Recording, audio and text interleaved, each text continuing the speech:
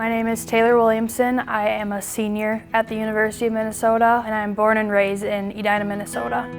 Basically, I knew from the get-go that I always wanted to be a hockey player, and specifically at the University of Minnesota. We want to recruit really good people, and Taylor comes from a great family. On top of that, she was a really good hockey player.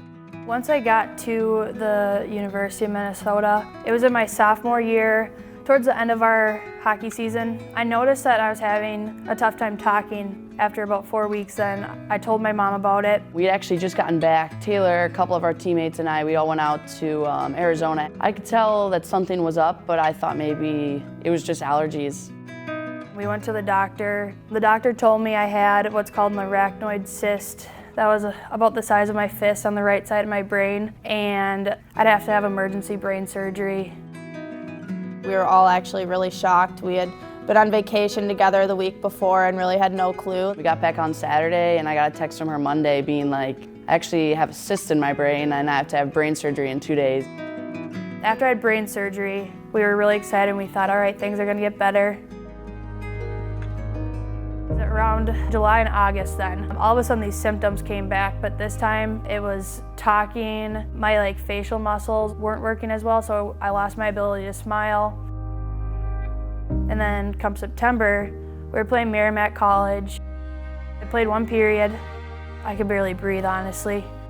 I pulled myself out and we went to the emergency room. After the first period, she was like, I can't go out there, and she couldn't even talk. You know, we had no idea what that meant. We didn't know what that was gonna look like for Taylor.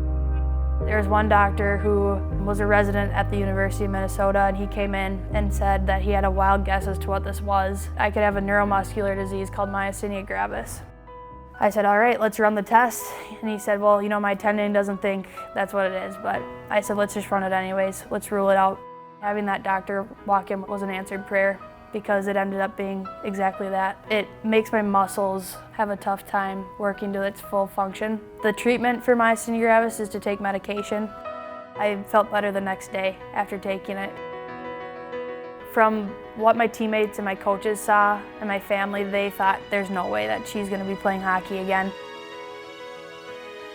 You know, over time, it was a few months after, I really did start to feel better and my strength came back. I was able to smile again. She was just such a positive light in the darkest of times.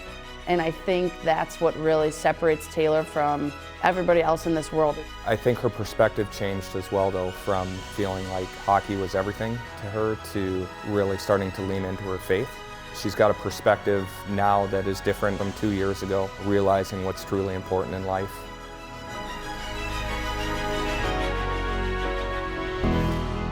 I really got involved with her when she kind of came to the realization that she had to find a new normal when it came to being a student. Having to find a totally different way of managing her time with school, breaking down assignments. You know, meeting with Taylor, I think we met Taylor almost every day. She was a student that wanted to kind of take ownership of her illness. She didn't want to feel like that she felt reliant on us.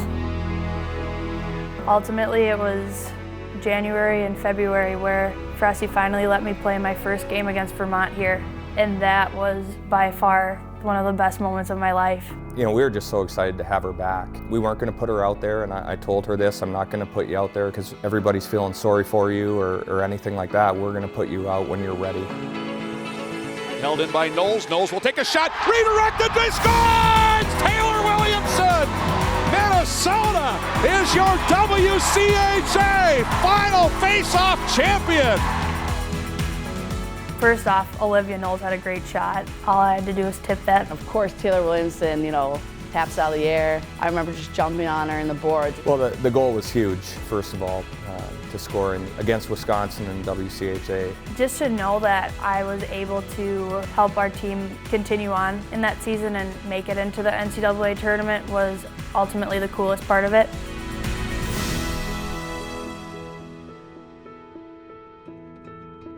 Ever since I was a little kid, when I'd go to hockey games with my dad, we loved when games went into overtime. We'd be like, awesome, here's some extra hockey. And that's what I've been calling my senior year, is this is some free hockey for me.